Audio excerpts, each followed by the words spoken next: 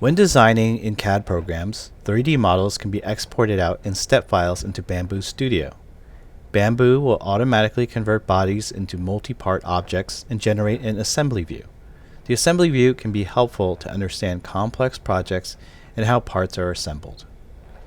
You can access this view by clicking on the assembly puzzle icon in the top right. If printing in multiple colors, viewing and planning the painting of the model can also be helpful in this view. My favorite part of assembly view is being able to control an exploded view, where you can pan and orbit around the design and see how it's assembled. After creating your 3MF file and assembly, you may want to edit or add new parts. Import your new object as a single object, navigate to Assembly View, use the Move or Assembly tool to adjust and reposition the object into the correct location. Remember to save your changes before going back to the preview page. In our next video, we will cover by object process setting to achieve custom part control.